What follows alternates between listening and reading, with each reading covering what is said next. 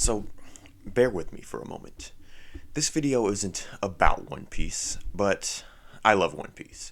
Anyone who's ever had a good few conversations with me knows this. And so, with every opportunity I have, I'm always trying to spread the good news of Eiichiro Oda and share his wonderful story with as many people as I possibly can. I tell all my friends about One Piece. I break down One Piece lore to my coworkers. I share my power scaling theories with my family at dinner. If a stranger is asking for directions on the street, I'm sure to give them the parting message of, read One Piece. But I've started to notice something. Every time I talk about One Piece nowadays, people seem to have wrong opinions on it, saying things like, it's basic, it's generic, it's stupid, the fights are trash, I haven't watched it yet, and the most ironic one, if you're caught up with the series then you must have no life. The truth about One Piece, though, is that it's the most unique manga in existence. It warms hearts, it forms ideals, it changes lives, and most importantly, it's not what you think it is. It's not a battle shonen. But you're not ready for that conversation yet. In fact, I feel as though the reason many people sleep on One Piece is that they're not ready for it. One Piece is a series that comes to you, and you will get to certain parts of the story at the exact same time you need the message it brings. This is proven time and time again amongst the One Piece community. Ask a fan where they were in their life at one specific arc or another, and chances are it will turn out that the themes of that arc fit uncannily well with whatever they were dealing with. But there is another camp. Another possible reason that you haven't gotten into One Piece, and that reason being that you just don't deserve it. You might know this, consciously or subconsciously, which is why you've never taken the time to give the first volume or so a try. You probably make up excuses like too long, knowing that you've already spent way more time there is to watch or read One Piece, to watch and read way worse series like Naruto, Bleach, JoJo's Bizarre Adventure, those 15 million other isekai that are the exact same thing, or any slice of life series. But unfortunately, there are people who are into One Piece who also don't deserve it. Usually these people say things like, yeah, Mihawk is definitely stronger than Shanks, or yeah, Zoro is going to kill Kaido, or yeah, I watch One Piece, it's my favorite anime, or yeah, Shanks is definitely stronger than Mihawk. You see, the thing about One Piece is that it's got a pretty weak pleb filter, making it easily picked up on the radars of people without taste. The same can be said for other series that you were tricked into believing were battle shonen, like Hunter x Hunter, JoJo's, and One Punch Man, back before it became a battle shonen. But the following series have immense, extremely effective pleb filters, which has led them to fly under the radar of even those who are certain beyond a shadow of a doubt that they have taste when they really don't. You know, the fans of Berserk, Vinland Saga, and Kingdom. Honestly, don't ever speak to a fan of one of these series, ever. I'm serious. But back to the point. These anime and manga are absolutely stellar, but it's impossible for the simple common weeb, which likely includes you, to get into them. The reason being that they're too good. Oftentimes, when a commoner tries to get into these series, your brain will detect the experience of the story as extremely unfamiliar territory, causing you to subconsciously want to back away from it and or come up with reasons not to like it. This is what the pleb filter I mentioned earlier is. So, without further ado, because I can't believe it's taken this long to get me to the point, let's talk about these series.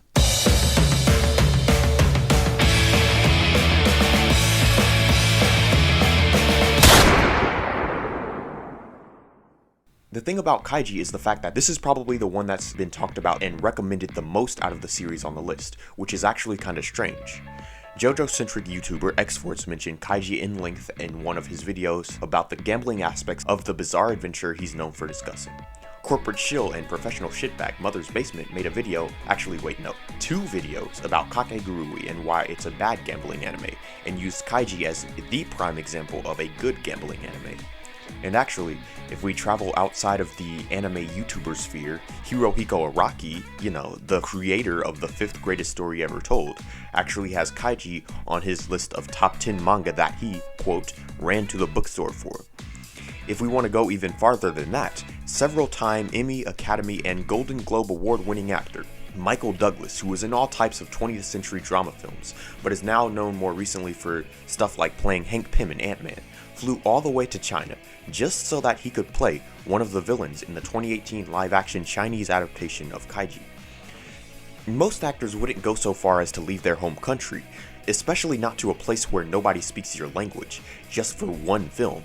But the fact that this actor did tells me that he did so out of a love for the source material. That's the only reason people make film adaptations of successful intellectual properties in the first place, right? What I'm trying to say is, Kaiji is really good, and for whatever reason, despite so many people trying their earnest to make it break into the mainstream, it just can't. And why? Because it's simply too good for most people. But what makes it too good for me, you might be asking? Well, let me break it down. So, right off the bat, you've got the aesthetic. Most anime and manga creators will have a focus on the simplistic cuteness and happy expressiveness of their character designs. You'll typically see big, detailed eyes, which are usually the first thing most people notice about any cute thing. A lot of rounded features and small noses and mouths, because usually those are the things that people like the least about their own faces and the faces of others. And with just one look, you can see that Nobuyuki Fukumoto rejects the typical anime style. And I think something about it makes these characters and this world feel strangely more realistic. You see, when many other series are set in Japan with this normal style, it gives off the idea that like everybody in Japan looks like this and everything is colorful and happy and cute. It feels almost dishonest. In real life, the common Japanese person can have pretty beady, weird-looking eyes, a big, puffy or angular, weird-looking nose, and a set of thick, full, weird-looking lips. And with that in mind, upon taking another look at Fukumoto's style, it feels like a more honest depiction of Japanese people.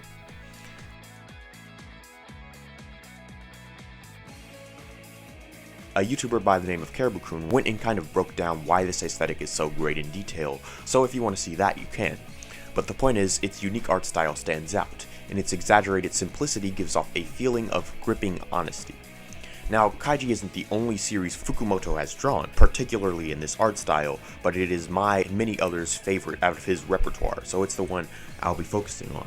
Just keep in mind that you really shouldn't even bother looking up Akagi, Legend of the Strongest Kurosawa, or Tin, or any of his other marvelous works, because they're way too good for you.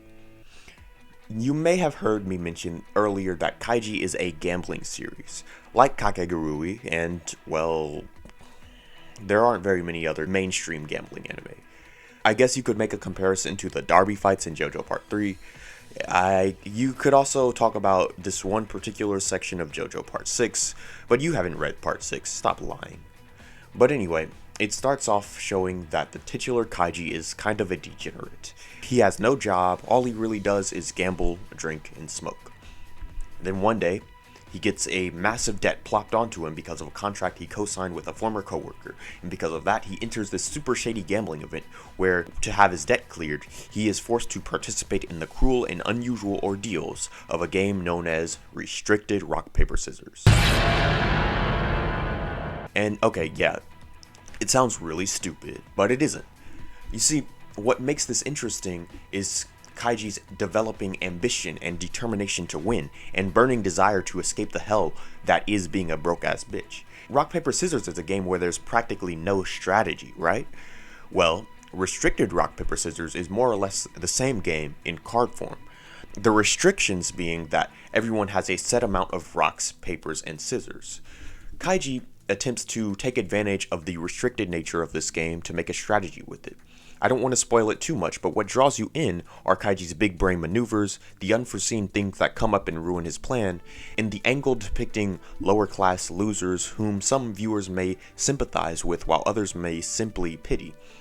What keeps you drawn in are the intriguing antagonists who are at times both parallel and completely opposite to Kaiji, the craziness, creativity, and concentration of intensity of the gambling endeavors Kaiji later endures, and the legit mystery as to whether he'll win, because, spoilers, he doesn't always win, and this man's life changes every arc. The setting of Kaiji is quote-unquote real-life Japan. This isn't at all anything particularly ingenious or original, but the fact that it focused on a less than ideal young adult life will certainly be a breath of fresh air for anyone who's tired of fantasy worlds, high schools, and fantasy world high schools. The Kaiji anime is 52 episodes long, which I think is just long enough to feel some real investment into it, but short enough so that you don't have to devote your entire life to it for the next few months in order to catch up. But the anime only covers the first 2 major arcs. There's a total of 6 parts in manga form currently, and I would recommend them all to you, but they're way too good for you, so I recommend you stay away lest you contaminate this wonderful series with your plebness.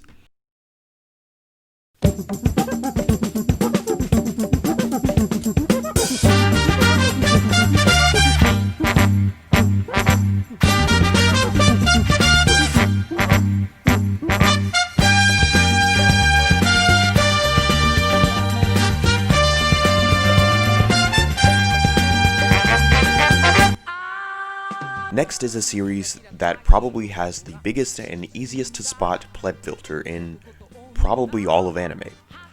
All it takes for a weeb is just one, glimpse at any, and I mean any given frame from this anime, or any panel from the manga, for them to turn 360 degrees and walk away. And why is that? Well, take a look. What exactly does the art style of this series have in common with other anime? Pretty much nothing, that's what. The thing that most weebs may or may not want to admit is that they've low-key been conditioned to gravitate towards that typical anime style and shy away from anything else that looks significantly different. Get any common weeb to list off the top 5 greatest anime of all time, and the art styles will likely look awfully samey. As in, anyone, including non-weebs, could look at any one of these series and go, yeah, this is anime. The only possible exception to this is JoJo's Bizarre Adventure, which, let's face it, only got popular because of the memes. Hell, a lot of people look at and make JoJo memes while having never actually gotten into the series, the reasoning being the same. It doesn't look like normal anime. The thing about Ping Pong is that it deviates even further from the norm than JoJo, aesthetic-wise. If you showed a non-weeb a clip of JoJo, they'd probably still say, yeah, this is anime, but if you showed a non-weeb a clip of Ping Pong, they'd say something like, whoa, this is something different. And it really is. This semi-abstract aesthetic really kind of changes the way you have to look at the screen. It's hard to describe. The best thing there is to do is just look at footage of the anime, or look at a page from the manga and see for yourself how different this art style is. Now, I will admit this art style is quite jarring and could even be considered bad by those with inferior tastes. But not only do you get used to it, you also get a perfect understanding of what you're supposed to be seeing and feeling in each scene, which is ironic because of how messy and unfocused it initially feels. Adding further irony to the supposed unfocused and unappealing art style is the story, which is one of the most focused, orderly, amicable, and concise stories I've ever seen in any anime, ever. I'd honestly put its coming-of-age plot from Taiyo Matsumoto on the same level as actual books because of the way everything sort of opens and closes perfectly, in the same way that books are written. In books, everything needs to be well planned out, and authors have more of the liberty to do so due to no deadlines and little to no pressure from the editors making them change this or add in that. Manga authors don't quite have all that freedom, and because of this, many manga stories end up being poorly planned due to the creators not having enough time to plan everything properly. Plus, you tend to see stuff getting added in and or changed around, sometimes at the last minute, in various amounts to various effect. Ping Pong, however, is an enigma because somehow, throughout its entire run, it stays consistent, with its airtight writing being a sign of actual, good, proper planning. There's also its length, being 5 manga volumes, 2 volumes in the re-release and in English, and 11 anime episodes. This is interesting because many manga creators seemingly feel the need to lengthen their stories and keep them relevant for as long as possible. But it seems like Taiyo Matsumoto had this story to write and this story only, when it came to the Ping Pong universe, if you want to call it that. He wrote a bunch of other stuff, but since you can't handle Ping Pong, there's no way you can handle any of his other work. Okay, so all this talk about the plot, but what exactly is the plot? Well, I'm glad you asked. It's about these 2 high school kids, Yutaka Hoshino and Makoto Tsukimoto, nicknames of Peko and Smile respectively, who have been friends since childhood. They're both very talented ping pong players. The thing about Smile, though, is that he's very introverted, disinterested in everything, and kind of robotic. He's got the talent, but it seems like he doesn't really care about anything enough to put his heart into it. The thing about Peko is that he's the cocky bastard type who flexes on everyone else in the ping pong club by eating a bunch of junk food, never showing up to practice, and still whooping everybody's asses on the table. As the story goes on, the number of people you're supposed to be focusing on grows larger, and every single one of them has all these issues that somehow tie together in ping pong. But it's really not about ping pong, strangely enough. It's more about them growing and maturing. It was the type of thing I really needed to watch as a young man in his senior year of high school at the time. We see what becomes of all of them before, during, and after their stints as high school athletes in this little niche sport. And you could say that one of the themes of the series is that there is no right way to grow up, which I think is a very important message for young men and women and everybody struggling to figure out where they're going in life. There's a lot more to the series that I absolutely adore, like its recurring motif of flying things, from birds to airplanes to butterflies, and what it all means, which you have to figure out for yourself. And there's also the fact that none of these characters feel very tropey to me, meaning that even though some of them are similar to some other characters in some other series, they're deeply and comprehensively explored to the point in which they definitely feel realer than any other cast of anime characters I've ever seen ever. I really could go on in this series, but I think I should just hurry up and finish this video so you can watch it yourself. Oh wait, no. You can't do that because it's too good for you. I almost forgot. Oh well.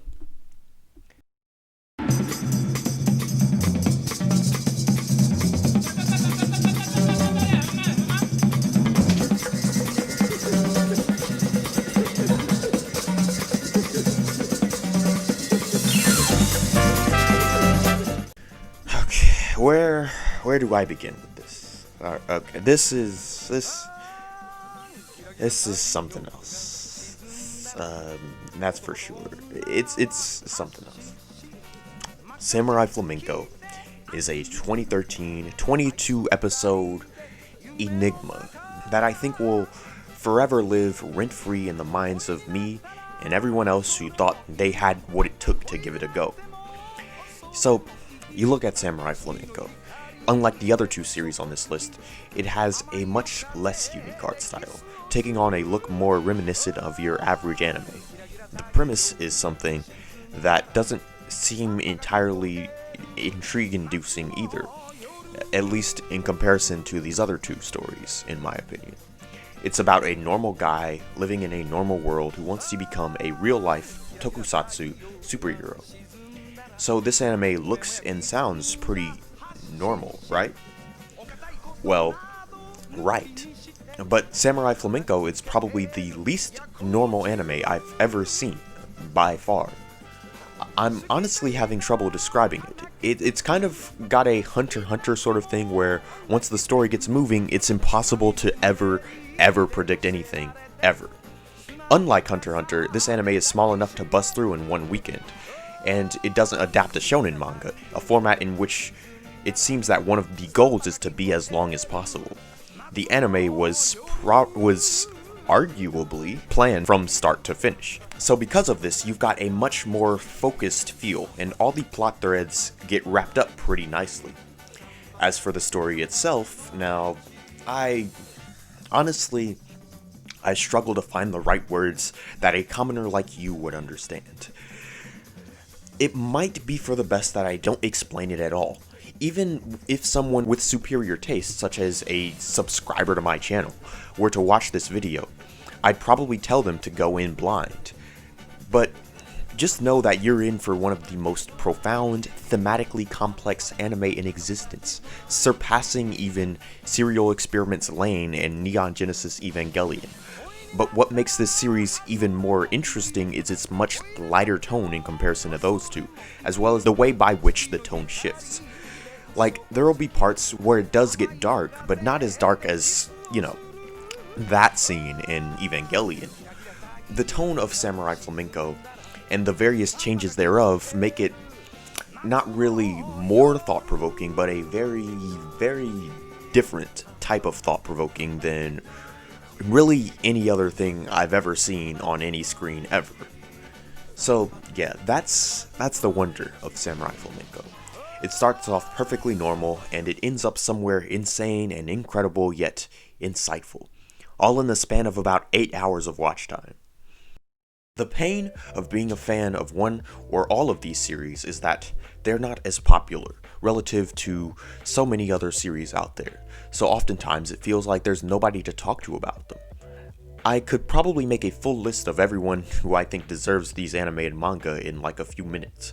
And actually, it consists of pretty much everybody who's subscribed to me, following me on Twitter, and active in my Discord server. So if you're not at least one or two of those three, I'm sorry to say that you don't deserve Kaiji, Ping Pong, or Samurai Flamenco. And if I catch you watching either of them, your life will be coming to a swift and unfortunate end.